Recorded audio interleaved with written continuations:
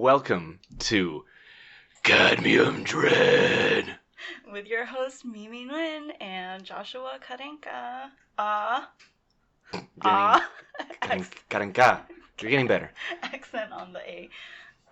With our guest today, Jasmine Truong. Hi. We went to school together, and she is my good friend. Yes. I did not go to school with her. You But did not. now she's my good friend.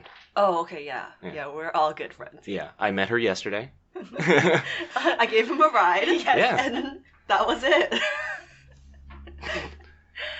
But I feel like I know you so well now. We And haven't No, talked. we haven't.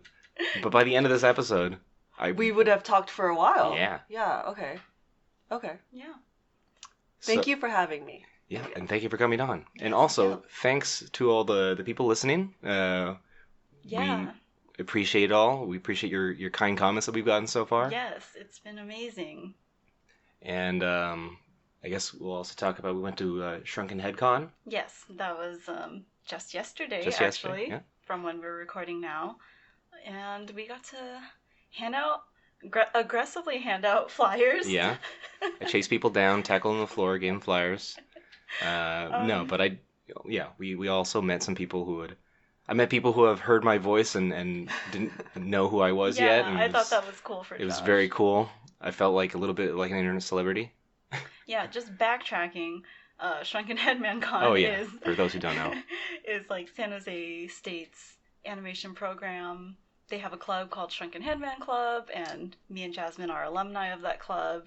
I had a table there. It was just an artist convention, basically, that has a bunch of like alumni and Current students. and also just affiliates. Yeah. Not all alumni. And like new honorary ordained members. That's true. Like me. I asked permission for Josh to be an honorary Shrunken Headman from the program coordinator himself, David Chai. Yeah. And it happened. Yeah. He had his mic in his hand and he did the queen knighting someone. Mm-hmm. And I felt very enlightened. And I learned to clap. He has the clap. Yeah. Man. Oh, gosh. Please explain that so I don't have to No. All right. Well, now everyone's going to think something of me. All right. Shrunken Headman Club has a special clap that they do. Okay. And Josh took part in it because he's an honorary member. Okay. So yes. It's official. Thank you for clearing that up. What else? Well, I guess let's thank RJ right now before we get started. We need to thank RJ, my life partner. Without him, we can talk about this later because it's too fresh. Is it? But, okay. Does it still hurt? It still hurts. Okay, RJ, I have been telling RJ for as long as I've known him that there's something in my energy. Maybe I have nervous energy, but I break technology. And he finally believes me because we've been living together and he sees it firsthand. Yeah. He sees me break technology. And but he brings it back. Mm-hmm. And he saved the podcast. He built me a new computer. And Thank you, RJ. Yes, thank you, RJ. And he makes this coffee. He's just the best. He's a very, very gracious host. Yes. Yeah. Okie dokie. Okie dokie. Okie dokie. Hi, Jasmine. Hi, Mimi. Hi, Josh. Hi, Jasmine. Hi, Mimi. That's weird. All right, this is weird. No. Jasmine, we've been on a few trips together. Mm-hmm. Hiking trips. My favorite one was Lassen. Oh, that was really sweet. Yeah. Mm-hmm. And just to give you an idea of what kind of person Jasmine is, Mm-hmm. there's something within our friends group called a quote-unquote Jasmine hike. No! Jasmine hike. And what that means is you'll go on a long hike, and then you'll extend it because we're so close to a landmark, we might as well extend it. So you extend the hike, Mm-hmm. and then you might extend it one more time just to see something else, and then in the end you have to hike all the way back, and then you spend the entire day hiking. That was An only overachieving one hike though. But I remember that hike. I posted it in the group. And it was like, it's just going to be a 5.2-mile hike. It'll be a round trip, so it'll be really easy. And then it just keeps on adding and adding more. And I remember, like, you went to RJ and you were like, she says it's 5.2, but I know it's going to be at least a 7 or 8. And then I feel like I always come back to RJ with stories like this, like even for Lassen. we went on a hike from like 10 to 3, and I was like, okay, that's kind of short. No, not used to this. And then we were like back at the lodge, and we ate some snacks, and so we were also with our friend Lansing and our friend Danielle, and then they bought some ice cream, and I was like, oh, we're gonna eat ice cream? I guess it's the end of the day then, if we're gonna like indulge in some ice cream. So then I bought some ice cream, and we were all eating our ice cream, and when we finished, Jasmine's like, okay, ready to start the next hike? And you have to start the day off on like a good note, right? And I told RJ that story, and RJ was like, hell no, you can't hike again after eating ice cream. Well, I mean, depends on the weather. I remember hiking up when we went to Japan. Like we hiked up Fushimi Inari, or like that shrine mountain, right? Mm-hmm. And like we got near the top, and like it was September, it was super hot, and there was just like a place with like shaved ice, like those mountains of like. Mm-hmm. It's the best thing. Like what flavor? We all got different flavors. I think I got green tea or something like that. Yeah. And that was pretty much where everybody else gave up, and I kept going. So I was like the only one who got to the top. So you could withstand a Jasmine hike, probably. I guess. Well, actually, maybe better than my other friends who went to Japan to Fushimi Inari that day. Maybe it is like a trait, because I think I did the same hike. But did you go through like the gates all the way up, or did you take the back road? I went up on the gates, and came back down on the back road. So they told us, like, if you want less tourists to go, you should go on the back route and then come down during the gate. So we did like the other way around. And it was horrible. Like, but I have a friend who loves to do hikes too, and we were just like, what did we do to ourselves? And we're all like at the top. But yeah, maybe it's a trait, like. She just needs to live life to the fullest. Yeah. And just like if you're there, you might as see like a lot of things. Right? I mean, that was my favorite hike of. Well, was it the one to the top of Volcano? It was Bumpus. Oh yeah, that one was Bumpus really nice. Hell, isn't that the most metal sounding? Yeah, that's his last name. Bumpus just sounds fucking silly. Okay, Bumpus sounds silly, but it's called Bumpus Hell. Bumpus Hell. Bumpus Hell is our next podcast. I just remember that strange guy that like we bumped into that didn't You bumpist into him? No. Yeah, but that one was when we were going up Lassen. No, we went up where we could see Lassen. Oh, I see. But it was like another volcano that. Okay. Yeah. So Cadmium Dread is now a hiking podcast. Mm-hmm. Hiking and traveling. Yeah. It's okay. It's just emblematic of our journey as artists, right? Mm-hmm. It's a hike to the top. Yes, I guess, yeah. And sometimes you fall down a cliff. No. And sometimes you give up halfway after eating ice cream or shaved ice. I didn't give up. Well, I mean, all right, maybe not you, but... And I didn't give up. I got to the goddamn top. That ice cream did destroy me, though. I did not... I was about to say, I was unaware that I was lactose intolerant at the time. Me. I'm so sorry. So self-destructive. Destroyed me.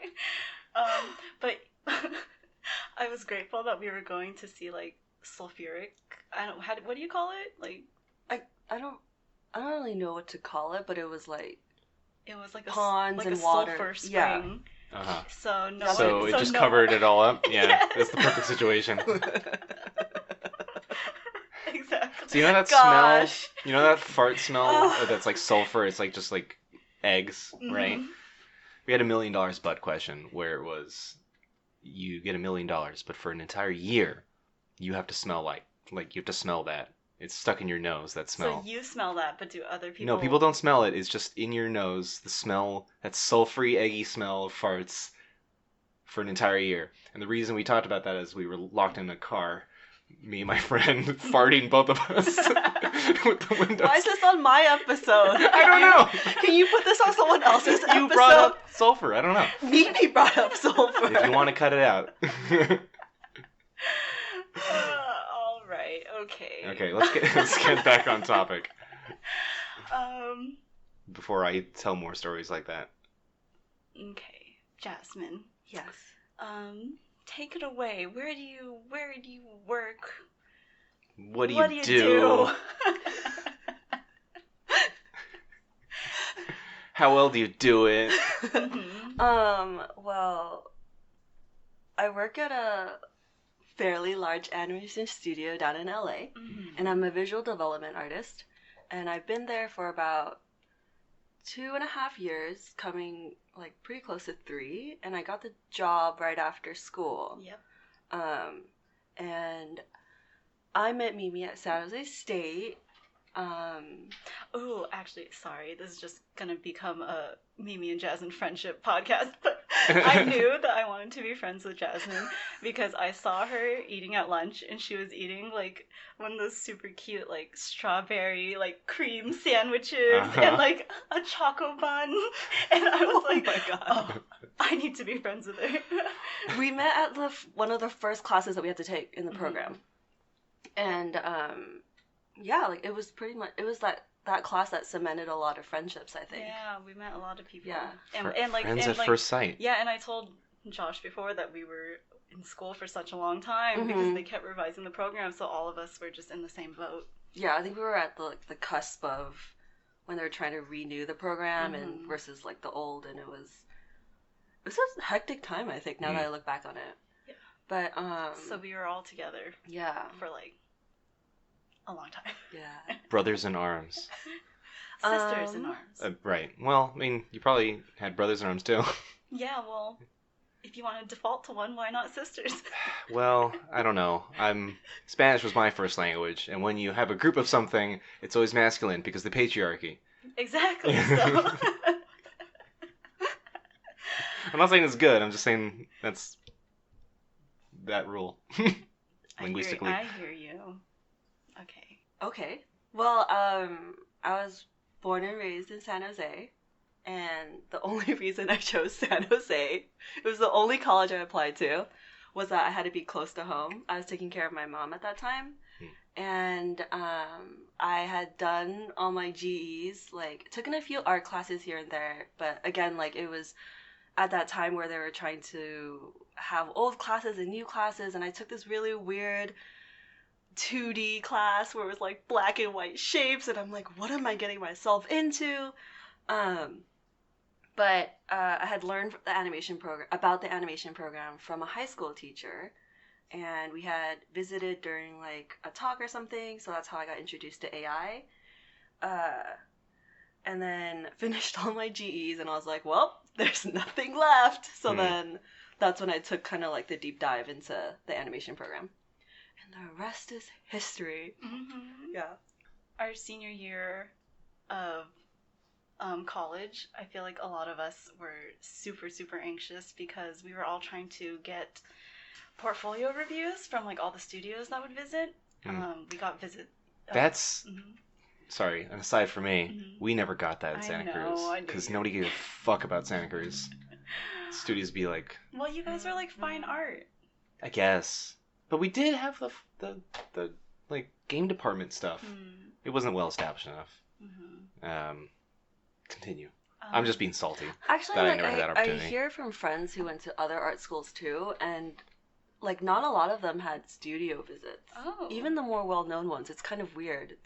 I think it's the connection with the club and like the faculty really trying hard, and the alumni, you know, like. So I think, given all of that, that's why I think we had all these visits. I don't think it's. Okay. Yeah. Okay. It's not just Santa Cruz. Yeah. You're not alone. I'm just being salty. Anyways, talk about your portfolio reviews at the studios. Sorry, Josh. It's okay. I feel like that was like prime time for students to like compare themselves to others, and I'm sure people compared themselves to you, Jasmine, because I'm pretty sure you got like every single portfolio review. But there was like this one time when Blue Sky came. Ooh. And like I had impressed our teacher, Mm-hmm. and so he really liked the work I was doing, but Mhm. Blue Sky didn't want to look at my portfolio. Mm-hmm. And then so I guess he was like, oh, there's one more person you guys need to look at, like you need to look at Mimi's stuff. And then I was like the last person to see them, and it was rough. Like, Yeah? Did they tear you apart? They didn't want to look at me for a reason. Like, he was not impressed by my portfolio, and he really had nothing to say about it. And then all he ended up really kind of saying is just like, you need to go back to your fundamentals. Like, you need to learn how to draw before you can paint. And it shook me. I was scared. Oh, no. Yeah, I was But you scared. need I had those no kind of idea portfolio this. reviews. Mhm. They feel shitty at the time, but Mhm. you learn the most from that kind of stuff. I did, but I mean, it did kick me into another gear, and Mhm. I feel like I did work hard to like get myself on another level after hearing that. Yeah. Mhm. But yeah, like I told my teachers about it, and I was appreciative of their feedback because they were saying like, don't worry too much about it. Like, you're doing okay right now. Just everyone is always looking for something when they're like Mhm. looking at a portfolio. So like I just didn't have what they were looking for, and so everyone sees something different. Mm-hmm. Yeah, I just wanted to say, hang in there and be patient. Someone's gonna see something that like resonates with them when they look at your portfolio. Yeah, definitely. Like even trying to apply for jobs now, it sometimes feels like I don't have what they're looking for a specific project. And sometimes I wish it's like, I can paint, I can draw. Like, can't you just see that I can do these hundreds of different styles if you just give me a try? But Yeah. it's such a like, they need to see it in your portfolio, and it's all about timing and it's all about luck. Mm-hmm. Yes. So I feel like when I was in the program, it was very much, I made the decision, I was like, I want a job at the end of this, and I'm not gonna like leave it up to some magical thing coming to me and being like right then and there, like right for a project. And I feel like getting a job is like so much, there's so many things. There's luck and there's timing, and then drawing and painting and being able to have strong fundamentals and know different skills. Mm-hmm. So like I can't control luck and I can't control timing, but all I can control is how well I draw, how well I paint. And so I think in school was like, I have to do well. I have to at least be the best I can be, at least in those two areas, and just leave it up. Like, the stuff you can't control is like, it'll follow. Mm-hmm. Mm-hmm. And I think that really fueled me. I can't really speak to why I was chosen to like be in a lot of portfolio reviews. I think I tried to make my portfolio look as professional as possible. And I think the program's really good at teaching us how to paint, how to draw, like a lot of visual development and design and stuff like that. But when it comes to graphic design, it's a little bit more shaky. It's a little bit left more up to us. And so I think it's like the more professional looking portfolio, it's the more professional looking student like that they can present to make the program look good. And I think maybe they saw that in me. Mm-hmm. I don't think I was good for whatever project every company was looking for.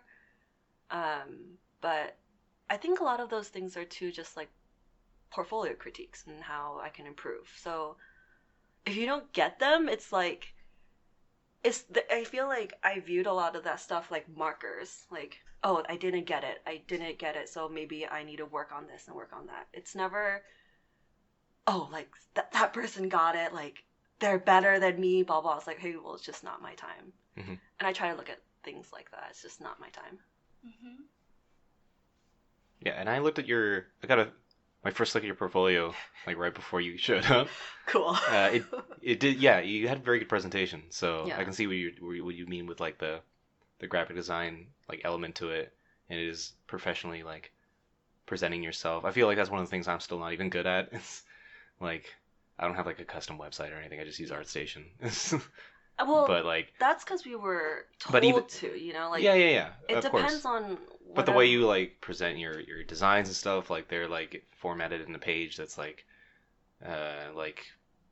this is clearly part of the same project, and like it looks nice and stuff, and I just have like throw like a character design. Hey, there's a character design. I think also like you just gotta fake it until you become it. Fake it till you make it. I said that in the last episode yeah. or the first episode. I can't remember. Like you just have to make it seem that you have it all together. Like you know, it's true. That's something like I feel like an employer gravitates to, because you're like, okay, this person is like the easiest to deal with. Like they look like they have everything together, so they don't have to really worry. You know. Yeah, like competency. It's very important. Mm-hmm. And how? What? You never heard that term? And no. How? And how? No? Sorry, no. Oh, I need to... Oh, well. Okay, never mind then. You sound like really old-timey. It is old-timey, okay. Yes. That's the joke. Like, swell. That's neat. I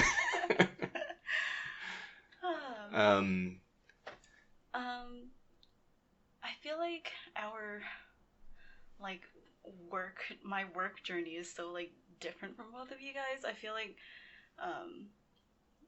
all three of us have very different work journeys. I guess so, but it's like you guys, I mean, okay, I'm gonna talk down on myself a little bit right now, but it's like I feel like you guys, it's okay, we'll bring it back. You guys are like strong enough to like apply to so many places and like hear back and like maybe get rejected, but like, you know, you found your way. But you think way too highly of me. No, but it's true though. But like for me, I like applied to a lot of places and stuff, but like sometimes it would just be like an automated rejection because I just obviously wasn't a good fit, or I just wouldn't hear back, and then just silence for like months, and then like I eventually did like find somewhere, like someone finally responded to my portfolio, but like Glue was the only besides my internship and stuff, Glue was the only studio that like took me in for an interview, and then so it was like a very slow process for me, and like one person got back to me, and like I happened to get that job. But I'm just saying it's very unpredictable. Sure. Like, there's no standard way for it to happen. I mean, I think you're giving me too much credit too, because I'm going to give you a lot of credit too. You got a job right out of school. That's impressive. But I think that's just... But it's because of the work you put in and like... Luck and timing. Luck and timing, it's true. It's true. The right person saw it at the right time. Yeah, because actually the way I got this job was really... like, it's a really weird story. And I don't know if I want to share it. Maybe I'll share it later. Mm-hmm. Weird stories is what this podcast is about. But honestly, like, So we had like this senior year called BFA, which is a total shit show.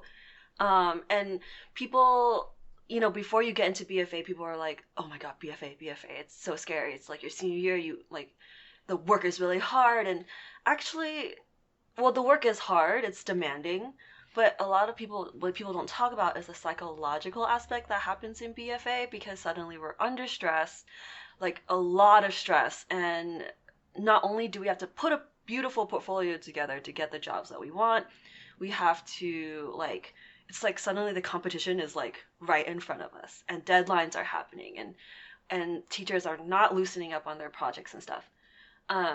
And like, I remember the last semester of school, and I was just like out of it.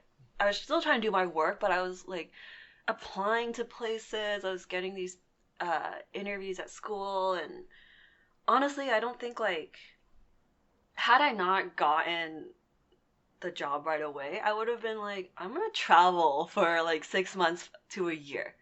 Like school was so heavy and hard. Like, I think it's time for a break. And when I see or hear like some friends that, you know, are still applying after school, like consistently and like really aggressively applying, like, I don't know if I would have been like that. I don't know if I would have attacked it as strongly as you guys.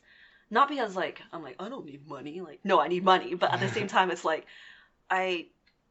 you needed to like decompress. And I value like trying to have a balance in my life so much, especially after 5-6 years of like school, that I would have been like, why not? Like, so I think it was all because of luck and timing that I got the job that I got. Yeah, but you do need to be receptive to luck. Yeah, and there's that one, I don't know if I'm saying it correctly, but luck comes to the most prepared. You know? So, like, if you're most prepared and you're on top of your shit, then, you know, the more chances, like, people see it and it gets passed around and stuff like that. Yeah. So, no, it's not easy for anyone. It's true. It's happening right in front of your ears, everybody. I'm comparing myself to other artists, and they're telling me that, no, we're all in the same boat. Yeah. There you go. Yeah. And, like, there's no, I don't think there's no, like, end to it, I don't think. Like, working at a large studio, the one I work at is, I'm the second youngest artist there. And out of maybe 30 or 40 on-hand artists. And everyone is super nice, you know, like, if I need help on anything, if I need advice on how to approach an assignment or anything, they're always willing to help, so it's not that competitive nature. But everyone's been there for, like, at least 5, 7 to 20 years, and it's almost like a self-afflicted, like, oh my god, I have to do better. I have to do better. I have to perform at the same level as someone who's doing something for 20 years. And you kind of forget that they know what they're doing. They've been doing it, for like 20 years, and you're just fresh and you're green, and, like, there's so much anxiety that comes off of it, and but they're so nice, so it's not even them pressuring you. Like, I've heard of stories like other studios that it's really competitive and it's, like, not as positive of energy that circulates around the Depends what part of department, like, what kind of industry you're into, because I work in animation. Yeah, and, like, I hear, like, Hollywood, like, sort of like Viz Dev in Hollywood is, like, so much different. Like, that's the competitive shit. Yeah, and I think it depends on studio. Yeah, like, I think animation, like, is, like, a different beast than, I would actually say gaming. Gaming is also, it's like a whole different thing, too. And then there's live action. So, like, I think animation is actually the kindest. Really? Yeah. Live action's tough. Live action is crazy, and gaming maybe to me is such a foreign thing that, and they're not part of the union. So it's, like, even a little bit more unstable. There's no safety net. Yeah. Animation is, like, a bunch of dads. Also, side note, Jasmine saying that gaming is so foreign to her. When the first Red Dead 2 trailer came out, Jasmine was really excited because she thought it was a movie and she was, like, getting into Western. I had a Western face. And she was like, oh, what's Red Dead Redemption 2? Maybe I should watch it. Well, it is kind of just like a really long, boring movie where you just press a button once in a while. I don't like Red Dead Redemption 2. It's an unpopular opinion. Well, me and RJ, we made it.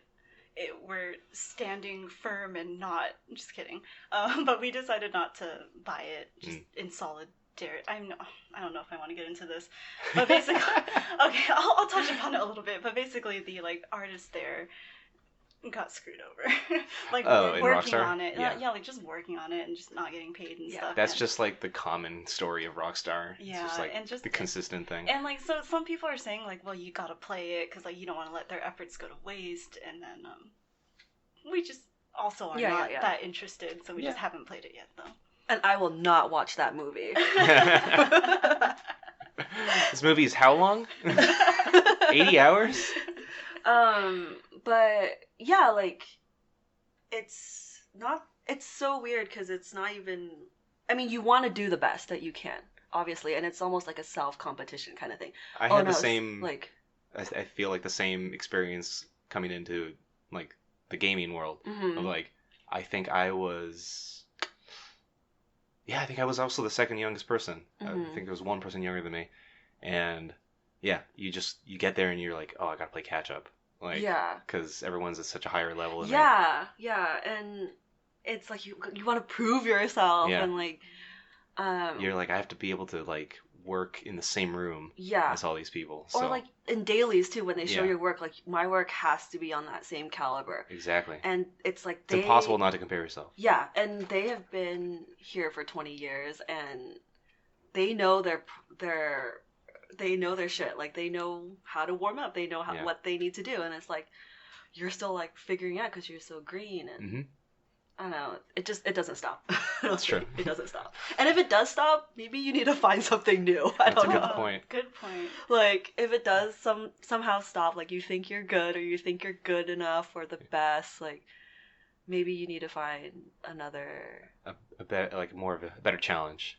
Yeah, Yeah. like maybe you need to look for more artists because there's always someone better. Exactly. I don't want There's to say always like something good to- enough. Like Yeah. everyone as a being is like that. Like, but I'm saying if you ever come to a plateau, like that's when you should worry. hmm Josh, do you want to talk a little bit about like you guys were talking about playing catch up and stuff, but you going into the gaming industry, like you went from like having that traditional portfolio to like teaching yourself Photoshop and stuff. And... Yeah.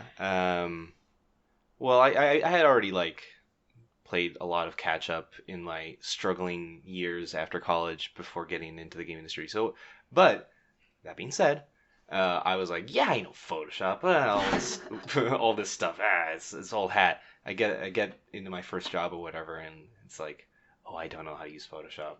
It's just- they're But like, you "Oh, do you know-" fake it until you You fake become it. exactly. Oh, do you know what link layers are? Yeah. No. Yeah. But yeah, it's like you learn so much right away. Mhm. Like on the job, you realize like how much there is still to learn. Mhm. Yeah. And like you come out of that crucible with a lot more knowledge. Mhm. But yeah, so I basically just know the basic functions of Photoshop, as it turns out. But I know Control S. yeah, exactly. But I know do that you there's use a it often enough? I know that there's an undo button.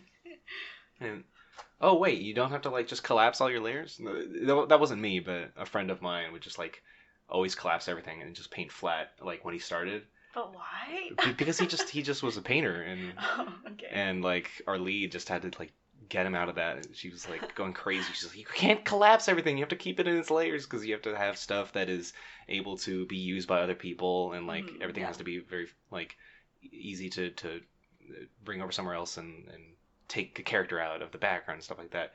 And he was just like, fuck. He was just like, control E. Mhm. Yeah. So there's always more to learn. That is the point of this, and always be learning. Yeah. ABL. Yeah. To help remember things, you want to use acronyms. As I'm learning from, there's a new art director where I work, and I'm learning a lot just by being nearby. It's like a field of learning without him really trying to teach us. Acronyms. That's a good teacher. Acronyms, man. Mhm. It helps. What? Can you share one with us? I'm trying to remember it. Oh. But there's one letter where I can't remember what his thing was. I'm not sure what it was.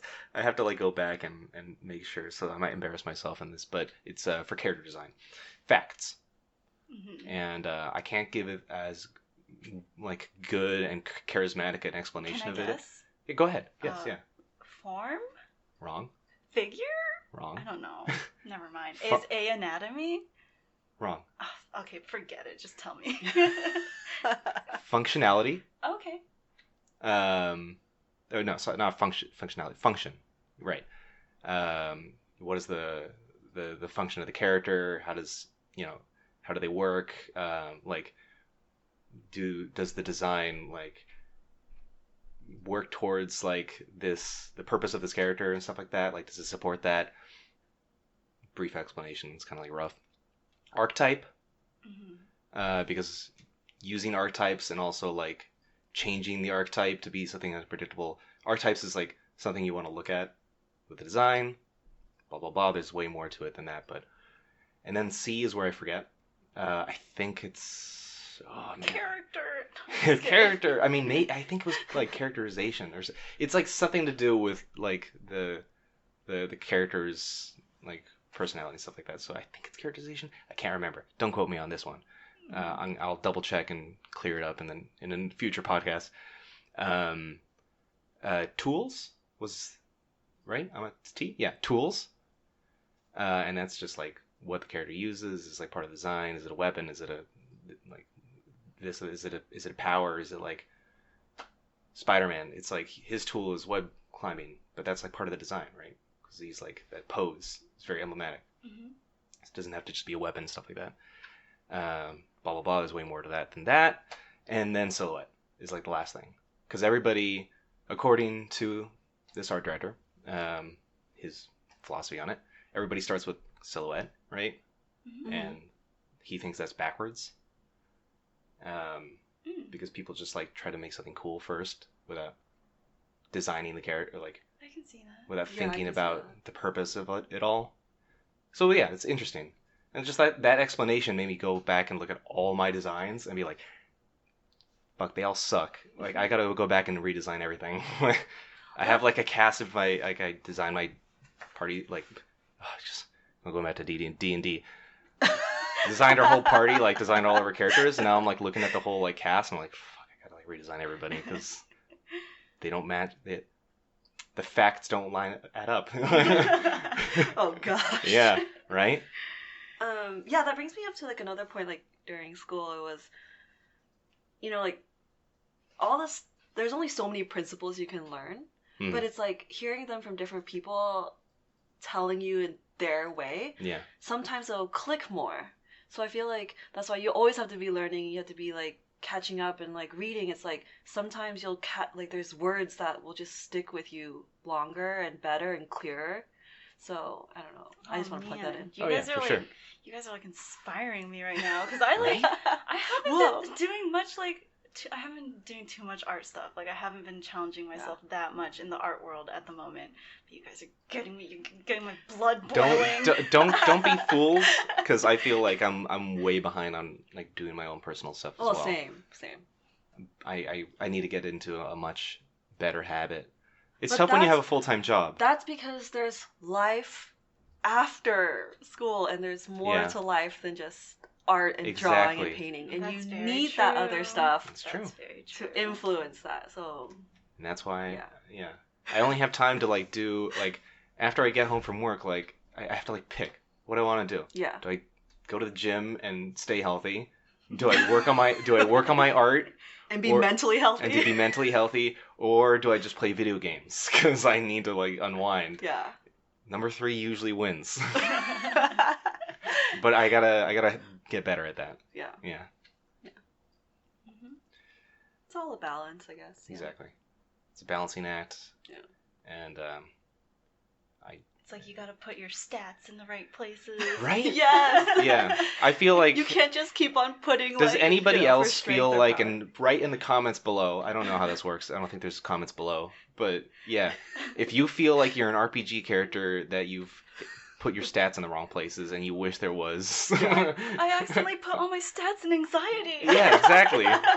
Can I re-roll? No. Or like, shit. It's like one of those stats that you don't know it also adds to that like hidden bar. Exactly. Like every time you add to something else. I definitely think I built this character wrong. Yeah, I don't know. It's like, and then you meet people who are younger, and it's like, fuck, your build is way better than mine. Like, oh gosh, I have a story for that. Yeah, I have a story for that too, but I don't want to talk about it on this fucking podcast. Okay, I can talk about mine. Hold on, sorry. When you have a Patreon, you can like, donate and sponsor. You'll hear Josh's private. Like, my private life and like all the terrible shit in there too. The secret stories that we couldn't tell on the regular. Too hot for TV. Sorry, Mimi, I interrupted. Mimi, you had a thing. Yeah, please tell your story. It was when I was at that VR place, and oh yeah. But also, just my mental state in that place was not good. I was buckling under that same pressure of like feeling like I'm behind. Like it was my first job out of college, and I feel like I really needed to work a lot harder, especially since it was a startup, and like everyone has to carry their own weight. And I feel like I wasn't doing a good job of that, but I was trying as hard as I could at the time. And like looking back now that I feel so much better mentally, it's like, oh man, like I did not step it up to that opportunity. But anyway, like when I was there, there weren't that many artists either. So like I was actually doing concept stuff there, and I, and if everything was like perfect, I could have been like a concept artist there like full time. But it made me so self-conscious because they hired like a different like concept artist, and he was a lot younger than me, and he was a lot more accomplished than me. Also, I mean, like, don't let age factor into it. It doesn't matter, like, if you're older or if you're younger, like, whatever, anyone can do art.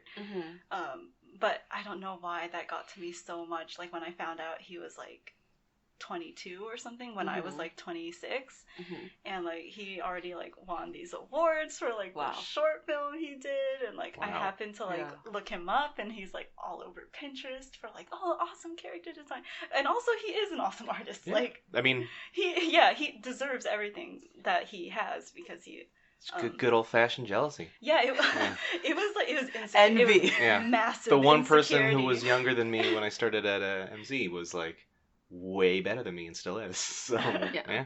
It was massive insecurity. And also I was working like part-time there at the time, so I feel like that contributed to my weird energy. I like didn't talk to him very much. I didn't get to know him, and like if I could go back, I wish I could get to know him more. Take it as an opportunity to learn. Yeah, exactly. Yeah. Because he did help me out on this one thing, and just the way he approached it, he was good. Like he helped me a lot. I was like having trouble with these two characters, and like I was drawing them in like so stiffly. That just also goes back to like my mental state. Like I can still like conjure up those feelings of how I felt at that studio and like working there. Like my drawings were so stiff, and I think it was just the fear of like, I don't think this looks how it's supposed to look, and it's like it's not supposed to look like anything, like just and so like he came over, and he's like the nicest guy too, and he like just did a quick gesture over it because I didn't do gesture, like I just started drawing them, and that's why it turned out so stiff.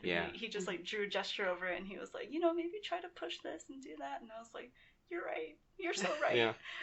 I'm so terrified. And But it's really good to have people who can just come over and be like, just pull you out of your own head for a second and be like, hey, think about it like this. And it's like, oh, the Tetris pieces are in place. Yeah, that's exactly. Tetris is on my mind.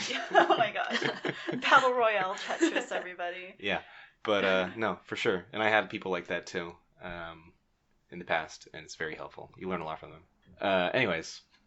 What were we going to talk about? Let's talk about traveling. Yes, Jasmine. It's my idea, not Mimi's, to talk about this. Jasmine is a world traveler. What makes you travel so much? Does it? I'm sorry, I hear something. Oh, I think it's outside, no? Yeah, that's like the upstairs neighbors doing who knows what. Don't they know we're recording a podcast? You should put flyers. On the third floor. Just like post it on their door. We have enough, right? Yeah, we have a lot of extra flyers. Anyway, I was saying, travel. Does travel the world. Does it contribute or anything to your creative energy whenever you travel, or is it kind of like a break from being in the art world? Or both. I think both. I have to say both. So I guess as an artist, like if we want to talk about just the actuality of being an artist and traveling and drawing and sketching and on location and stuff like that, I think that helps you paint better and draw. And the more you actually like, when you sit down and sketch something like a building or a person, something, you actually remember that a lot more than just say like a photograph or anything, because you're actually studying it. So that's like a benefit and stuff like that. It improves your visual library. Yes, right. And you add to it, I suppose. The visual library. To take a leaf out of Feng Zhu's design cinema stuff.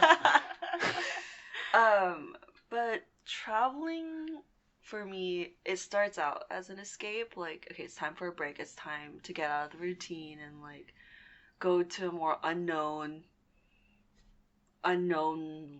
country or something.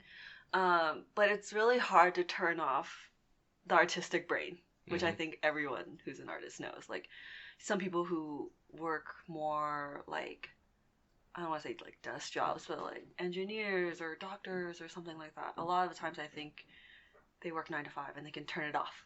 Yeah. But as an artist, it's like constantly on. And sometimes I wish I could just be like zoning out. Like, I don't want to think about this. I don't want to think about it anymore. But I can't. Like, sometimes I'm just like I was driving, I got off my plane. This might just be me. But I got on my plane and it was raining and I got into the car and I was like driving. I came to a stop and I was noticing the raindrops on the windshield. And I was like, wow, like they're different than the raindrops than in LA. And I was like trying to describe it and I was like, why do I notice this? Like, why do I don't know, that's me. It's for our brains. But like when I travel, yeah, it starts out as an escape, but I can't help but like be curious about what's around the corner. Mm-hmm. What's life like in Europe? What is like a daily routine there?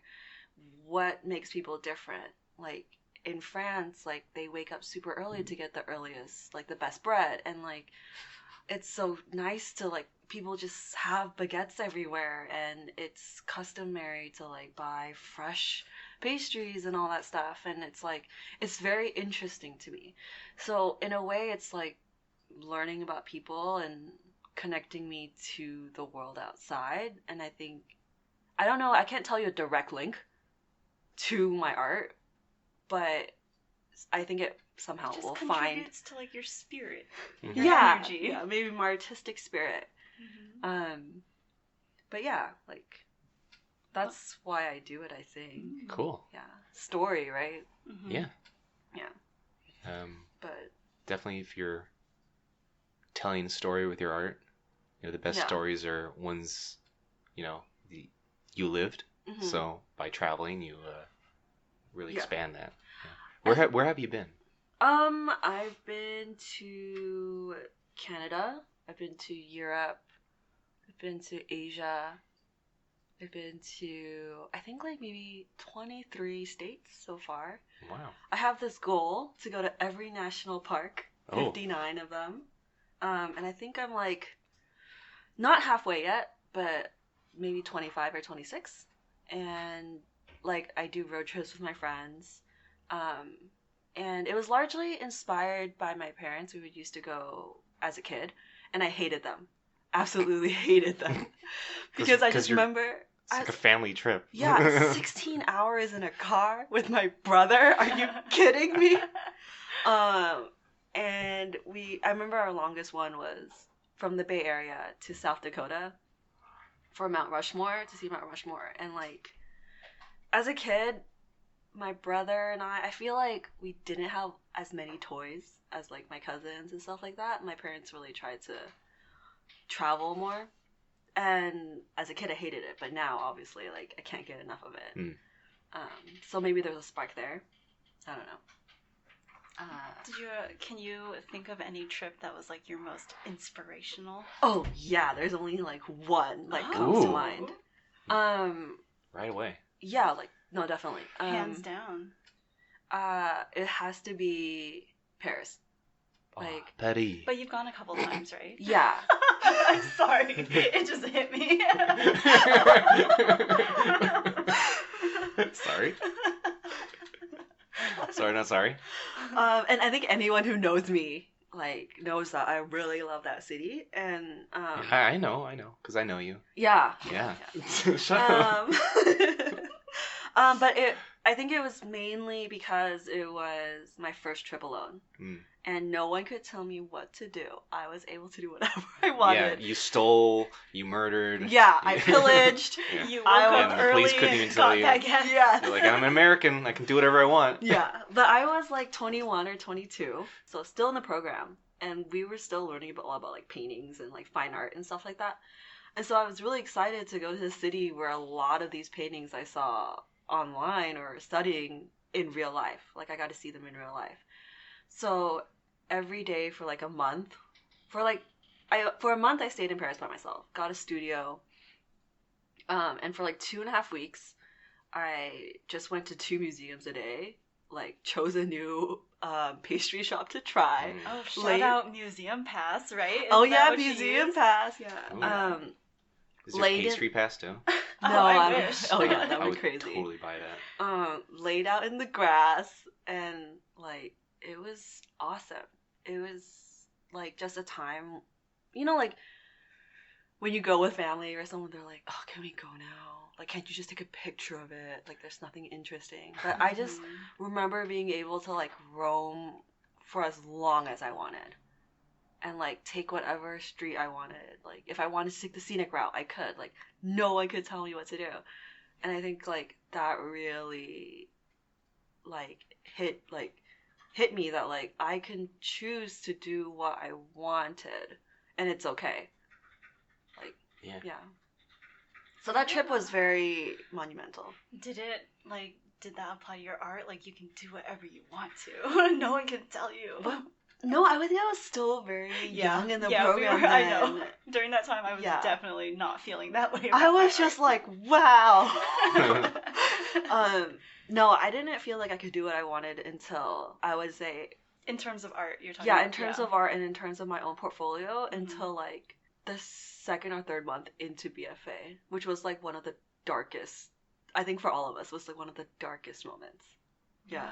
Lowest, like everyone was just sad altogether. And honestly, I don't feel that until like right now. Like, if I were to work on my portfolio right now, I feel like I'd be able to make a really good one because I finally like feel that freedom. I finally, at the moment, don't have like that insecurity of like, what's everyone else doing? Like, maybe my stuff has to look like that, and it's like, no, it doesn't.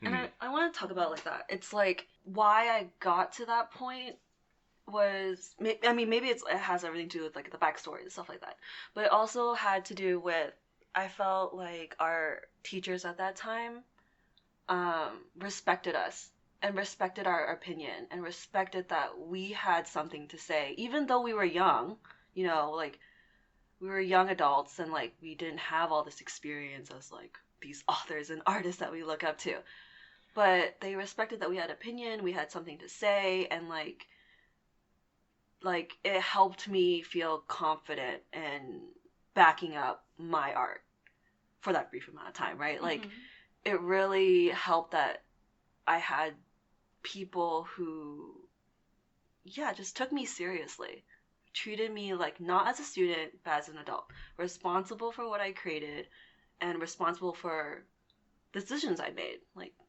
and I don't know, it's like all about trust, and it was really nice. Like, it didn't just come out of the blue like, I traveled alone and I'm independent and I just figured this out all by myself. Like, it's not that at all. It's definitely, it takes a village. And I think I feel like if you understand that, then you can take inspiration from anyone and try to mold it to like something that fits you. Yeah. I just wanted to like dispel the whole, it comes out of nowhere, and like I woke up one day and you just all of a sudden figure it out. Yeah, like no, it's not that. It's definitely like a slow process. Yeah, and you should, like, you hear that a lot. You like surround yourself by people that are good and inspire you, and like it really matters. Yeah. And also, I realized that this wasn't in our first episode, but so like. It's okay. I'm sorry. We don't have a lot of stuff went wrong. Is all I will say for now. But our first episode was supposed to include this part where me and Josh talk about like using your network and stuff. Because I said I was like, I owe my job to my network. But basically, I wanted to talk about that again. Like, just sure. Like, yeah, there is no pride. Like, there's no like. Like you said, it takes a village, and it takes all your friends, it takes your peers, it takes your colleagues, and it takes all those like critiques that you get from them and stuff. Yeah, like I think I was saying something to dispel like anybody who has this like pride about like, no, I want to be like a self-made artist, and I'll get through on just my merits alone, and that's stupid. Don't be stupid. Yeah. Don't. Use all that. Networks is important. Mm-hmm. I have, you know, a lot of my opportunities came because of who I know or networks that I'm a part of and stuff like that. Yeah. For sure. Yeah. Yeah. Because it's not like you didn't do anything. Like you did a lot. Yeah. And using your network is just like just one more tool that you have. Mm-hmm. Like what does an artist do when they end up in a new place? They try to get all their friends jobs. That's what happens. Yeah. We all are helping each other out. And it's all about like who you work well with, more so than a lot of things. It's like they can have the awesome portfolio. They can, do all that stuff. But if they're not really good to work with, then that's a big thing.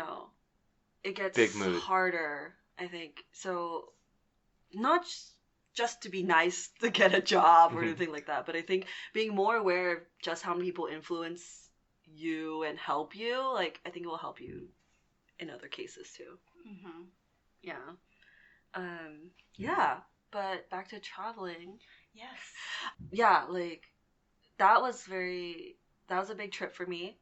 And then like I tried to take as many trips as possible, trying to cool it down a little so I could save money.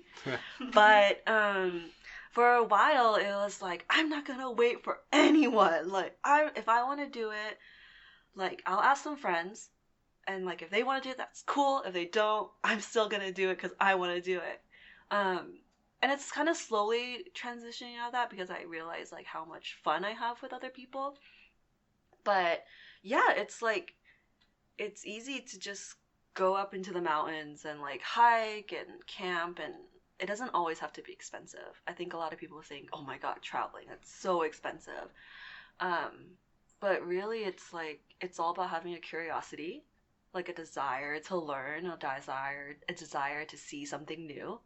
And it's even like exploring the towns that you grew up in or cities, like I grew up in the Bay Area, but do I really know San Francisco? Do I really know Oakland? Like, yeah.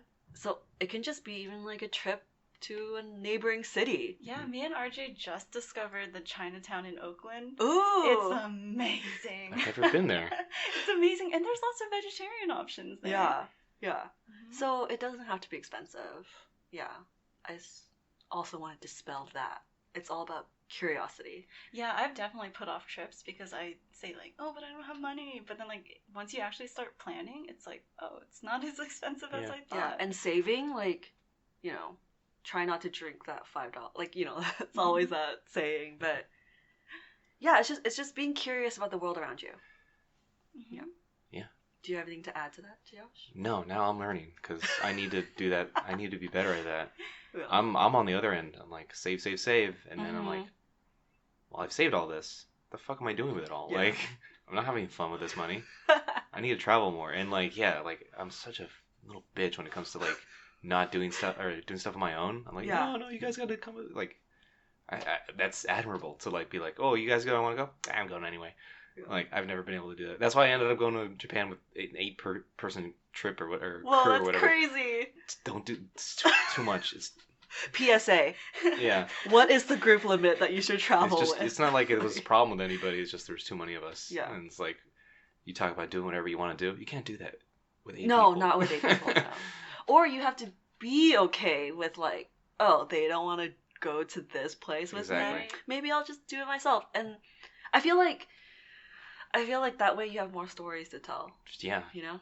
I think the best stories I have is when it was like either like just going off in the smaller groups or maybe just like me and one other person, and it's like, yeah, then you get more shenanigans and stuff, and like one of these days I need to just man up and just go somewhere that I want to go without having to wait for everybody to like jump in like with me and like just go by myself somewhere. Yeah, and whatever you feel comfortable with, like sometimes like because I am a girl and sometimes I do travel solo, I think a lot of the times, or like some, other females will be like, oh, how do you do it? It's so scary. Aren't you scared? Like, and I'm like, yeah, I'm scared. Like, I'm not superhuman. Like, I'm not, like, I can get hurt and stuff like that. But if you are scared about traveling alone, like I would start out small. Don't ever try to like go to a foreign country where you don't know the language and it's like your first time backpacking or something. Like I wouldn't start with that. I would either start with, if you're from the Bay Area, go to SoCal, like, and go to touristy areas. Not that touristy areas are safe or anything, but like you're on your guard and you're more aware of the surroundings and you're not gonna be the only one there that, you know. Mm-hmm. And then work your way up. Like, if you want to go travel, like, internationally, you know, Canada or England or Australia, they speak English. Like, it's a lot easier when you know the language. And then, like, go out from there.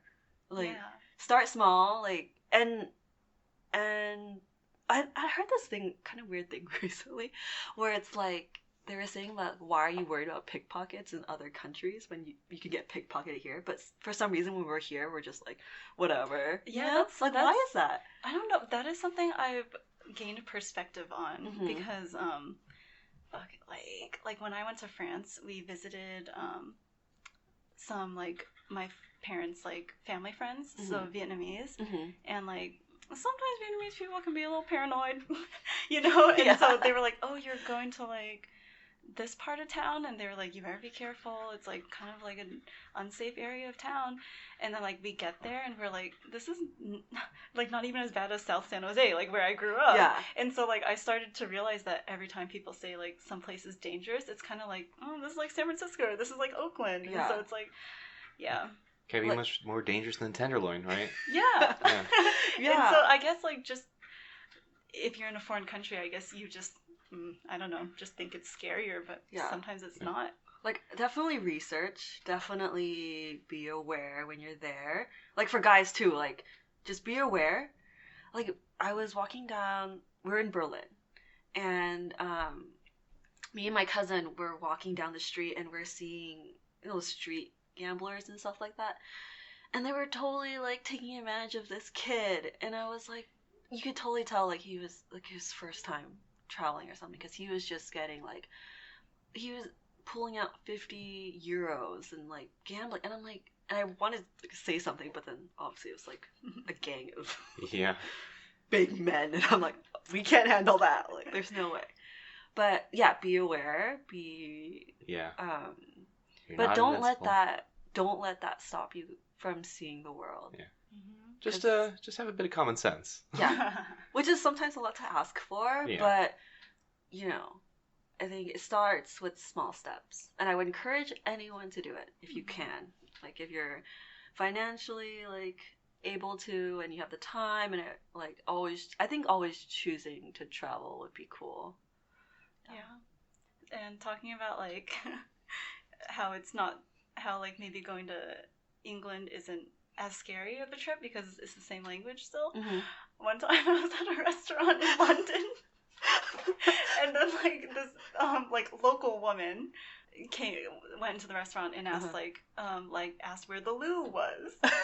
And then so I had to go to the bathroom, so I asked them where the loo was. And then like just I guess maybe an American person saying it, they were just like, what? And I was like, the loo, you know, the loo, where's you just had to like put a little bit of an English accent on it, maybe. And I was just like, where's the bathroom? And they're like, oh, it's downstairs. They're trying to like be cool. And like, I was like, well, she just asked where the loo was. I guess I can ask where the loo was. And they're just like, what? Like, what are you saying? They're like, what's this American accent for? It's in France. The loo's in France. But like, I think it just adds to you as a whole. And if you are diverse and stuff, then your art will be. You can add more story and it feels more believable. I think no matter like what project you're on, and like if you're working on aliens or like something that's not on this planet or like different species or whatever, like the thing that people connect to is obviously story and human connection, or just connection, right? So I think traveling helps with that, because you don't speak the same language as this person. You didn't grow up like this person, but you are both human, and it's like, you know, I like that. Yeah. What's an alien gonna look like? Just draw a French person. That's what you're saying, right, Jasmine? I'm just joshing. Stop. He never stops, Jasmine. I get to use that joke once per episode. But yeah, I I guess use that's it what I'm up. trying to say. Like, for me, I feel more connected to people when I travel.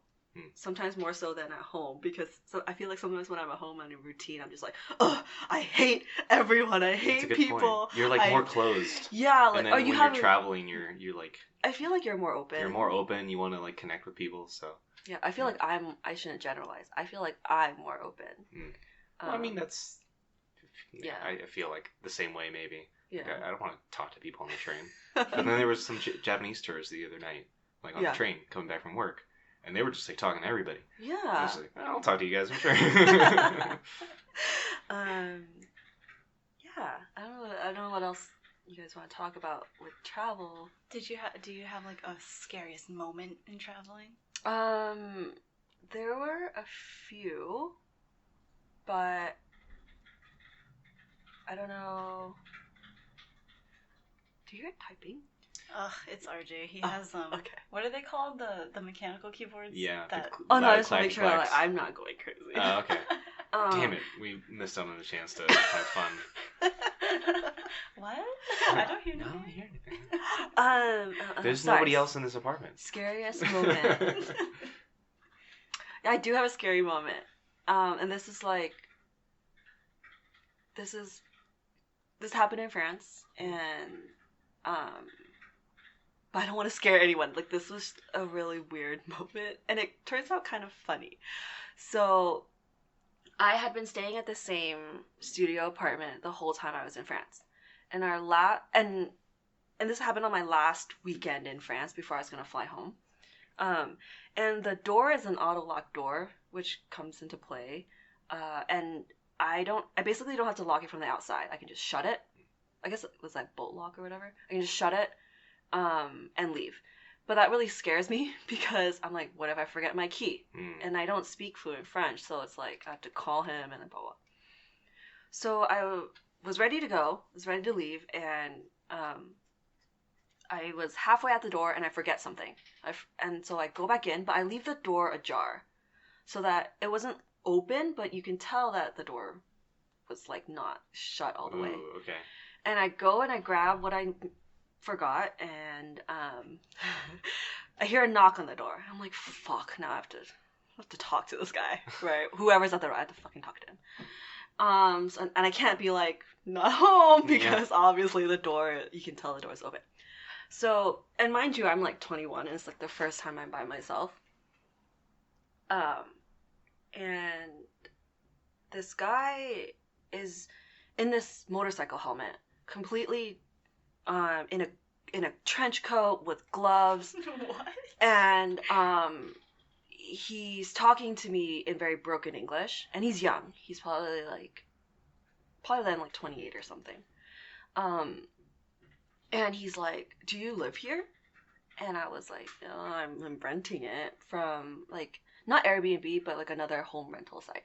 And I'm like, "Oh yeah, like I'm renting it from so and so." And he goes, "Oh well, do you know that so and so didn't pay his rent, and I need 300 euros from you?" Oh.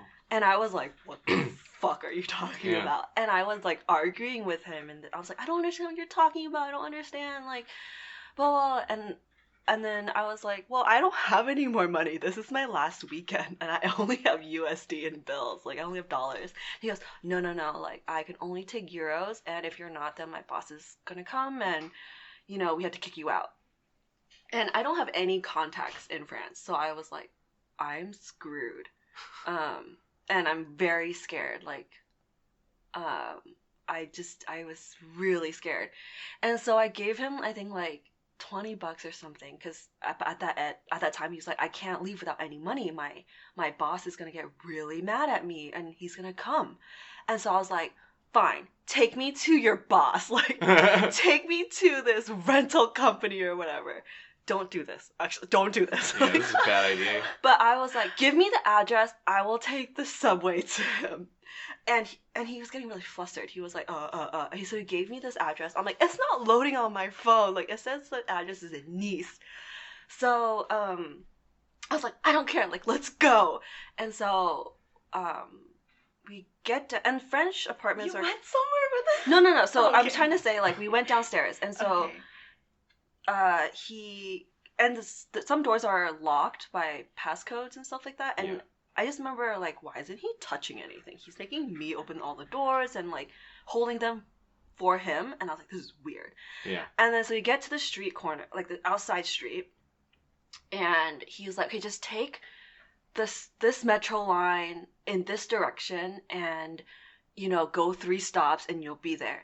And I was like, so naive. I was like, and okay, also I've been living there for a month. So I was saying, you can't take that line because it's under construction. And he's like, no, just take it. I'm like, you can't take it. Like, and it's the truth, you couldn't. It was really under construction.